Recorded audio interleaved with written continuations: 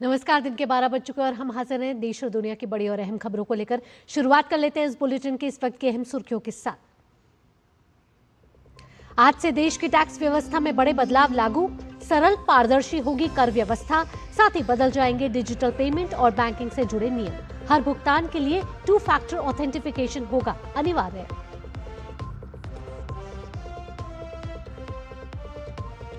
जनगणना का पहला चरण आज से, भवन सूचीकरण और आवास की होगी गणना।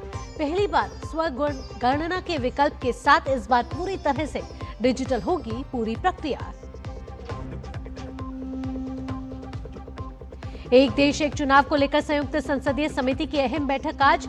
नेशनल लॉ यूनिवर्सिटी के वाइस चांसलर सहित कई विशेषज्ञ और प्रतिनिधि रखेंगे अपने सुझाव। असम में प्रधानमंत्री की चुनावी रैली, भाजपा उम्मीदवारों के समर्थन में किया विशाल जनसभा को संबोधित। राज्य में चल रही कल्याणकारी योजनाओं और विकास कार्यों पर रखे विचार। और पश्चिम एशिया संघर्ष में नाटो ने छोड़ा अमेरिका का साथ। फ्रांस और इटली ने हमलों के लिए एयर स्पेस देने से किया इनकार। मार्को रूबियो ने कहा, अमेरिका करेगा नाटो देशों के साथ संबंधों की समीक्षा।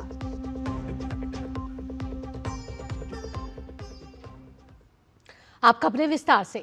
देश की टैक्स व्यवस्था में बड़ा और ऐतिहासिक बदलाव लागू हो रहा है। आज से पुराने आयकर कानून की जगह नया इनकम टैक्स अधिनियम लागू हो गया है। सरकार का दावा है कि टैक्स सिस्टम को सरल, पारदर्शी और जवाबदेह बनाएगा और करदाताओं को सिर्फ टैक्स देने वाला नहीं बल्कि देश के विकास का भागीदार माना जाएगा। नियमों में क्या होगा बदलाव, देखते हैं इस रिपोर्ट में। 1 अप्रैल से लागू होने वाली नई आयकर व्यवस्था को भारत के टैक्स सिस्टम में गेम चेंजर की तरह देखा जा रहा है। इस बदलाव का मकसद साफ है, कम जटिलता और ज्यादा पारदर्शिता। अब तक करदाताओं को ATC, ATD जैसी कई धाराओं के तहत निवेश और खर्च के सबूत जुटाने पड़ते थे, लेकिन अब ज्यादातर छूटों को सीमित कर दिया गया है, यानी कम कागजी कार्रवाई, आसान रिटर्न फाइलिंग और ज्यादा स्पष्ट नियम। सरकार का कहना है कि आसान फाइलिंग और कम कागजों से खास तौर पर मध्यम वर्ग को राहत मिलेगी। Income Tax Appellate Tribunal earlier had monetary limit of 50 lakh. The present monetary limit is 60 lakh. High Court earlier it was 1 crore and now High Court has 2 crores. So we've enhanced the limit. Supreme Court had earlier 2 crores and now it's 5 crores. नई tax व्यवस्था digital और faceless system पर आधारित होगी। अब आयकर return filing से लेकर असेसमेंट और रिफंड तक सब कुछ ऑनलाइन होगा। इससे समय की बचत होगी, पारदर्शिता बढ़ेगी और भ्रष्टाचार की संभावना भी कम होगी। नया इनकम टैक्स सिस्टम ईमानदार टैक्स पेयर्स को तेज रिफंड और ज्यादा भरोसा देगा। नए आयकर अधिनियम में धाराएं 819 से घटाकर 536 कर दी गई हैं। पहले 511 नियम और 399 फॉर्म थे, जबकि अब 333 नियम और 190 फॉर्म रह गए हैं। You're not just tax collectors. You are the face of the government's relationship with the taxpayer. Since you are the face of the government's relationship with the taxpayer, this new law gives you a clearer and leaner framework to make it simple, to make it simpler for people who want to understand it better. नए आयकर कानून की नींव अगस्त 2025 में रखी गई थी। फिर संसद की सेलेक्ट कमेटी की तरफ से मिले 196 सुझावों को इसमें शामिल किया गया। व्यापक विचार विमर्श के बाद तैयार किया गया ये सिस्टम ज्यादा पारदर्शी है और ये कानून देश की टैक्स संस्कृति को नए सकारात्मक दौर की ओर ले जाएगा। अजय मिश्र की रिपोर्ट, DD न्यूज, दिल्ली। इसके साथ ही आज से देश में डिजिटल ट्रांजैक्शन और बैंकिंग से जुड़े कई अहम बदलाव होने जा रहे हैं। भारतीय रिजर्व बैंक ने इन बदलावों को लागू करने के लिए सुरक्षा मानकों को और सख्त किया है। इन बदलावों का असर न सिर्फ बड़े ट्रांजैक्शनों पर पड़ेगा बल्कि छोटे छोटे ट्रांजैक्शन और अन्य वित्तीय गतिविधियों पर भी इनका प्रभाव देखा जाएगा। देश में डिजिटल ट्रांजैक्शन और बैंकिंग क्षेत्र में 1 अप्रैल से कई बड़े बदलाव हो रहे हैं। अब डिजिटल ट्रांजैक्शन का तरीका बदलने जा रहा है। भारतीय रिजर्व बैंक यानी RBI ने सुरक्षा को और मजबूत करने के लिए नए नियम लागू करने का फैसला किया है, जो सीधे तौर पर हर UPI कार्ड और ऑनलाइन पेमेंट यूजर को प्रभावित करेंगे। अब तक जहां अधिकतर पेमेंट सिर्फ OTP के जरिए पूरे हो जाते थे, वहीं नए नियमों के तहत अब हर ट्रांजैक्शन में दोहरी सुरक्षा यानी 2 फैक्टर ऑथेंटिकेशन अनिवार्य होगी। इसका मतलब है कि अब आपको OTP के साथ साथ पिन, बायोमेट्रिक या डिवाइस ऑथेंटिकेशन जैसी दूसरी परत से भी अपनी पहचान साबित करनी होगी। नए नियमों की खास बात यह है कि यह सिर्फ बड़ी रकम पर नहीं, बल्कि छोटे से छोटे ट्रांजैक्शन पर भी लागू होंगे। यानी अब 100 रुपए का पेमेंट हो या 1 लाख रुपए का, हर बार आपको अतिरिक्त सुरक्षा प्रक्रिया से गुजरना पड़ सकता है। इसके अलावा ऑटो डेबिट या सब्सक्रिप्शन पेमेंट जैसे OTT, EMI या म्यूचुअल फंड SIP में भी समय समय पर दोबारा वेरिफिकेशन जरूरी होगा। यानी अब एक बार की अनुमति से हमेशा के लिए पैसे कटते रहने की सुविधा में भी बदलाव आने वाला है। बड़ा नियम पैन और आधार को लेकर भी है। अगर आपने अब तक अपना पैन आधार से लिंक नहीं किया है, तो आपका पैन निष्क्रिय हो सकता है। इसका सीधा असर आपके बैंकिंग और निवेश से जुड़े सभी कामों पर पड़ेगा। अगर आप नया पैन कार्ड बनवाने जा रहे हैं, तो केवल आधार कार्ड से काम नहीं चलेगा। इसके अलावा ड्राइविंग लाइसेंस, बर्थ सर्टिफिकेट या पासपोर्ट जैसे दूसरे दस्तावेज भी देने जरूरी होंगे। हाईवे पर सफर करने वालों के लिए भी बड़ा बदलाव है। फास्टैग से जुड़ी KYC अब अनिवार्य कर दी गई है। अगर KYC अपडेट नहीं है, तो आपका फास्टैग ब्लैकलिस्ट या डीएक्टिवेट हो सकता है, जिससे टोल प्लाजा पर आपको परेशानी का सामना करना पड़ सकता है। बैंकिंग सेक्टर में भी बदलाव हुए हैं। ATM से मुफ्त ट्रांजैक्शन की लिमिट के बाद अब अतिरिक्त शुल्क ज्यादा देना पड़ सकता है। वहीं कुछ बैंकों ने क्रेडिट कार्ड के नियमों में भी बदलाव किया है, जैसे रिवार्ड पॉइंट्स और फीस स्ट्रक्चर में बदलाव। देश के शेयर बाजार में 1 अप्रैल से बड़ा बदलाव होने जा रहा है। रिजर्व बैंक ऑफ इंडिया ने ब्रोकर्स को मिलने वाली बैंक फंडिंग पर सख्ती बढ़ा दी है, जिसका सीधा असर ट्रेडिंग और मार्केट लिक्विडिटी पर पड़ सकता है। नए नियमों के अनुसार अब ब्रोकर्स को बैंक से कर्ज लेने के लिए 100% कोलेटरल देना होगा, यानी बिना पूरी गारंटी के अब फंडिंग मिलना लगभग नामुमकिन हो जाएगा। इससे बाजार में सस्ता और आसान पैसा कम हो सकता है। अजय मिश्र की रिपोर्ट, DD न्यूज। देश में आज से जनगणना की प्रक्रिया का पहला चरण शुरू हो रहा है। यह दुनिया की सबसे बड़ी प्रशासनिक और सांख्यिकी कवायद मानी जाती है। इस बार जनगणना को पूरी तरह डिजिटल तरीके से किया जा रहा है और पहली बार लोगों को सेल्फ एन्यूमरेशन का विकल्प भी दिया गया है। आखिर क्या ये पूरी प्रक्रिया और कैसे होगी ये पूरी प्रक्रिया?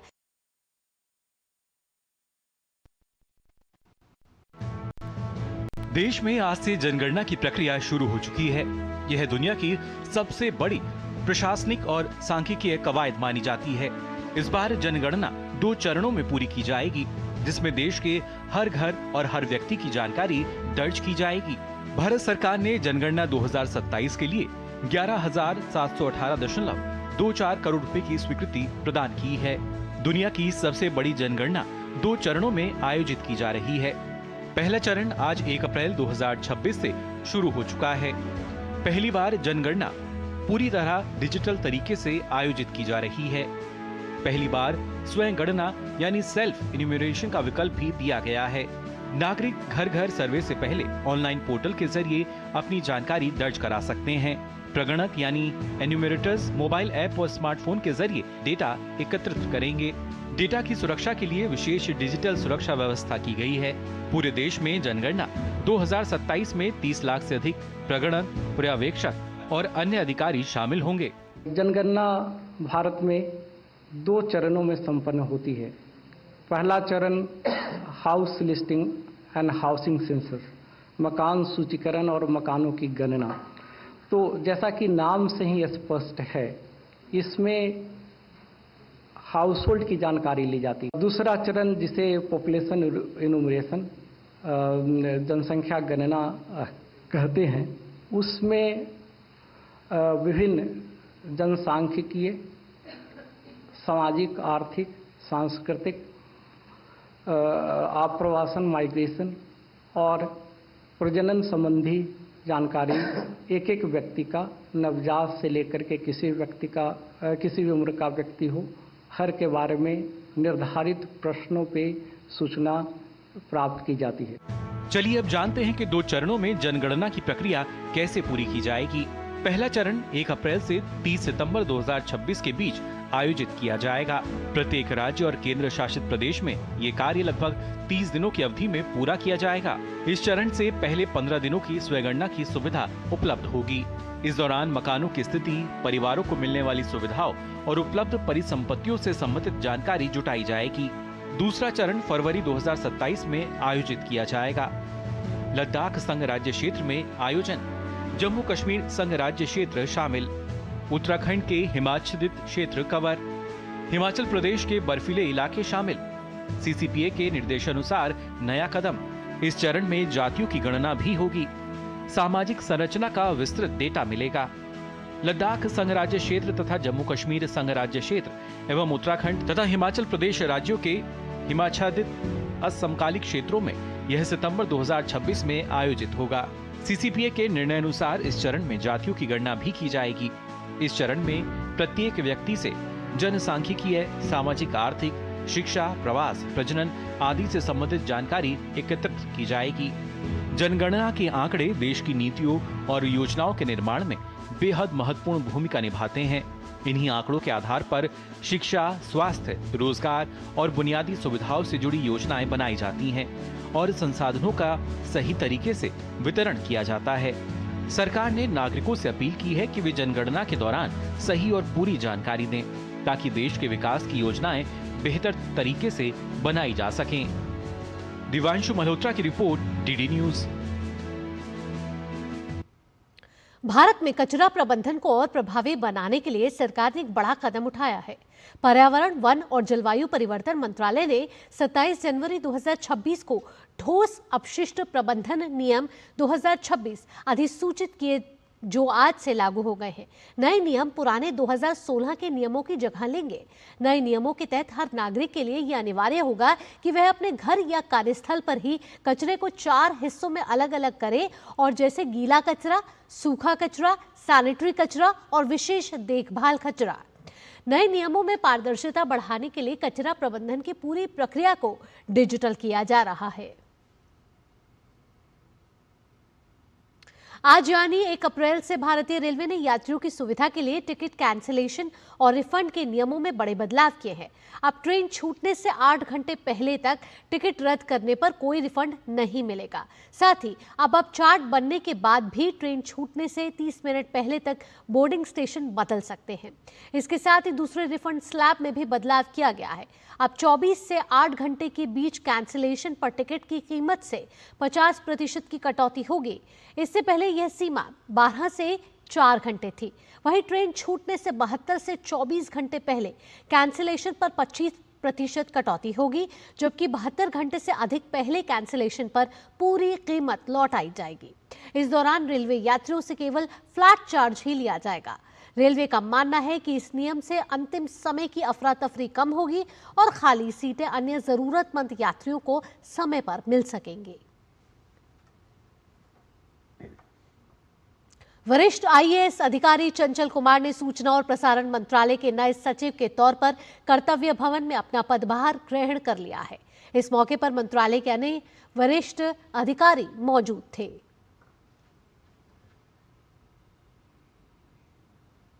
एक राष्ट्र एक चुनाव को लेकर आज संसद भवन परिसर में दोपहर 3 बजे संयुक्त संसदीय समिति की महत्वपूर्ण बैठक होगी। इस बैठक में नेशनल लॉ यूनिवर्सिटी के वाइस चांसलर सहित कई विशेषज्ञों और प्रतिनिधि समिति के समक्ष अपने सुझाव प्रस्तुत करेंगे। ये 39 सदस्यीय समिति है, जिसमें लोकसभा के 27 और राज्यसभा के 12 सदस्य शामिल हैं। इसी बजट सत्र के दौरान 18 मार्च को लोकसभा ने समिति का कार्यकाल बढ़ा दिया था। अब यह समिति मॉनसून सत्र 2026 के अंतिम सप्ताह के पहले दिन तक अपनी रिपोर्ट प्रस्तुत कर सकेगी। लोकसभा के वरिष्ठ सांसद और पूर्व कानून मंत्री पीपी चौधरी की अध्यक्षता वाली ये समिति एक राष्ट्र एक चुनाव से जुड़े महत्वपूर्ण विधेयकों की समीक्षा कर रही है। इन विधेयकों में देश में लोकसभा और सभी राज्य विधानसभाओं के चुनाव एक साथ कराने का प्रस्ताव रखा गया है। अब सबकी नजरें आज की इस बैठक पर टिकी हैं, जहां से इस बड़े चुनावी सुधार को लेकर अहम सुझाव सामने आ सकते हैं और आगे की दिशा तय हो सकती है। बुलेटिन में वक्त हो चला एक छोटे से ब्रेक का। जब ब्रेक के बाद लौटेंगे तो बात करेंगे आगामी विधानसभा चुनाव से जुड़ी खबरों की।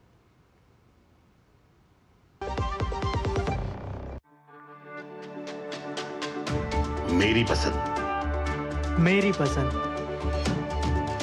मेरी पसंद। मेरी पसंद। हमारी पसंद। हम सबकी पसंद। मजबूत देश का मजबूत सरिया हो गया स्टील। ब्रेक के बाद आपका स्वागत है। आइए अब जनादेश में देखते हैं आगामी विधानसभा चुनाव से जुड़ी खबरें।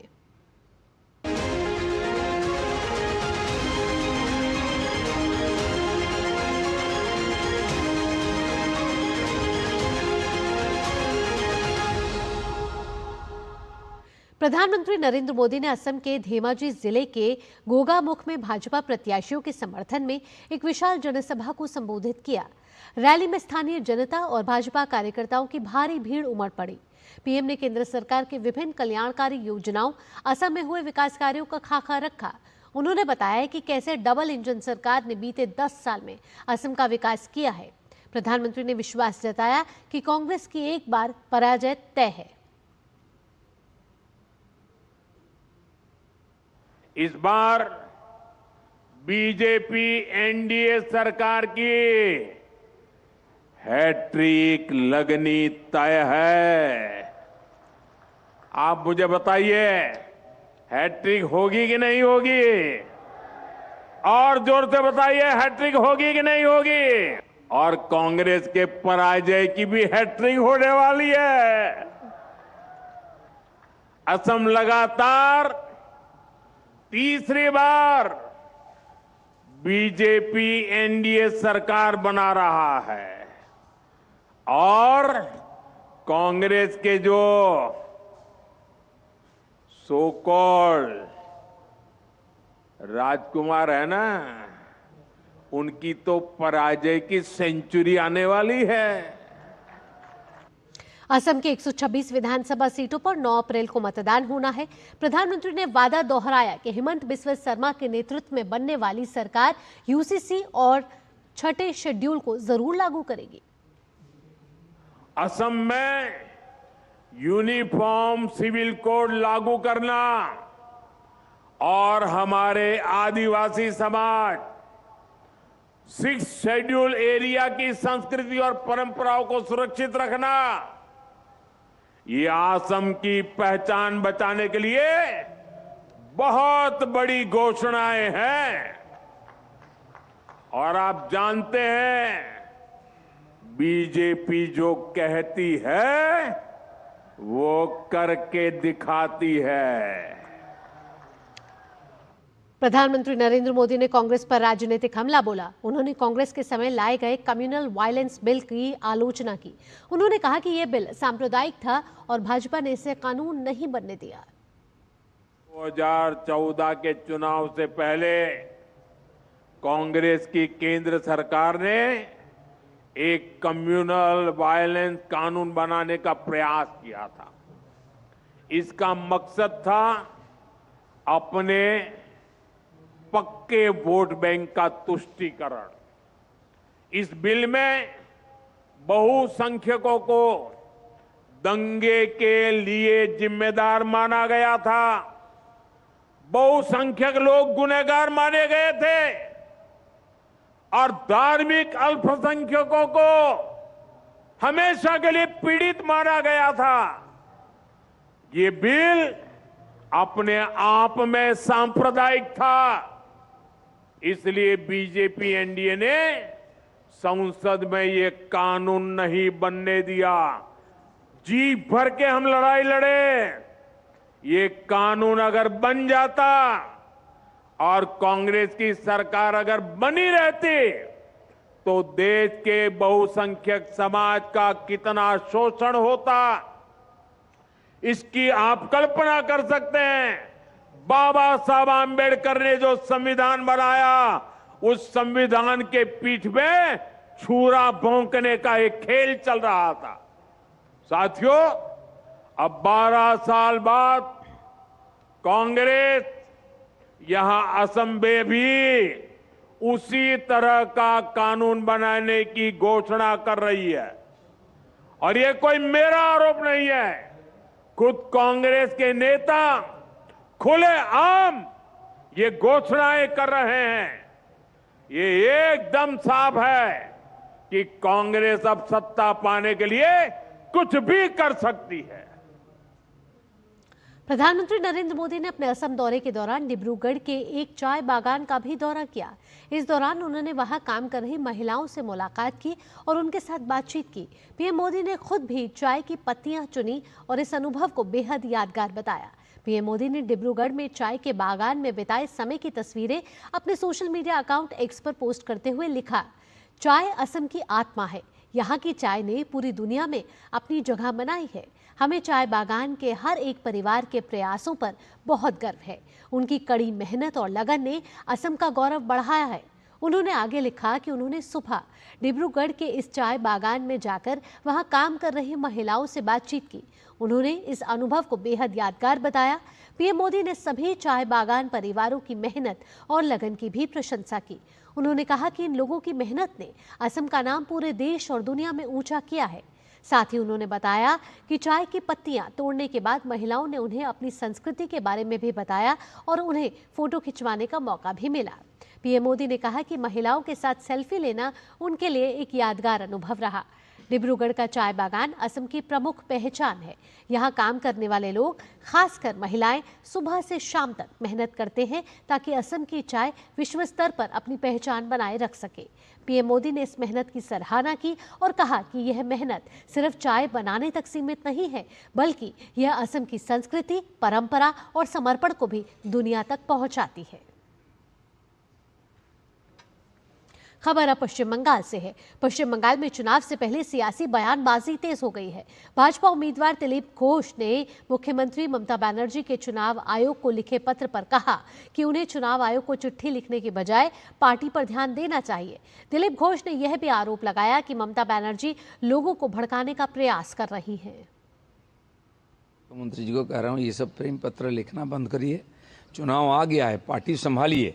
बंगाल तो आपसे संभाला नहीं गया है, वो हम देखेंगे। आप तो पार्टी को संभाल लीजिए, बहुत बुरा हाल होने वाला है। तो बनर्जी बहुत दिन से प्रयास कर रहे हैं मुसलमानों को भड़काने का, हिंदुओं को भड़काने का, झगड़ा लगाने का। अभी तो मुसलमानों को डराते थे, हिंदू, आरएसएस, बीजेपी तुमको ख़त्म कर देंगे। अब हिंदुओं को डरा रहे हैं, क्यों? देखो, एक समुदाय है, 1 सेकंड में ख़त्म कर देगा। आइए अब आने वाले तमिलनाडु में विधानसभा चुनावों की बात करते हैं, जहां सरगर्मी के बीच मुख्यमंत्री एम के स्टालिन ने तिरुचिरापल्ली पूर्व निर्वाचन क्षेत्र से डीएमके उम्मीदवार इनिगो इरुदया राज के समर्थन में तिरुचिरापल्ली के गांधी नगर बाजार इलाके में चुनाव प्रचार किया। इस दौरान स्टालिन पलकराई इलाके में एक चाय की दुकान पर भी रुके और लोगों से बातचीत की। इसके बाद उन्होंने भीमानगर में तिरुचिरापल्ली पश्चिम सीट से उम्मीदवार केएन नेहरू के लिए भी वोट मांगे।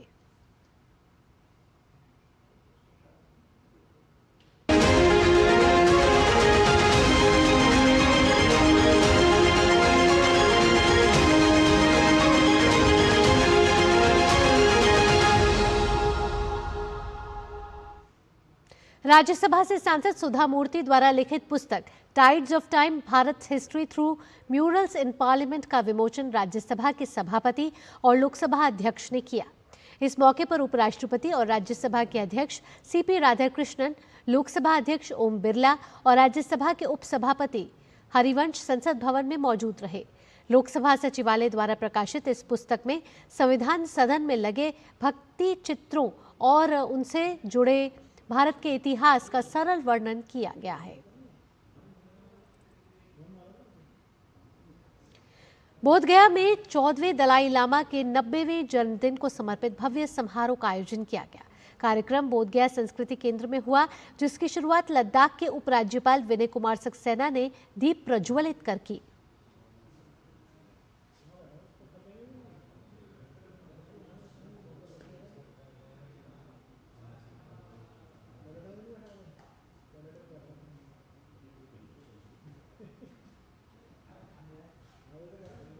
इसी के साथ इस बुलेटिन में इतना ही। देश और दुनिया की बाकी खबरों के लिए जुड़े रहिए डीडी न्यूज के साथ। दीजिए अनुमति। नमस्कार।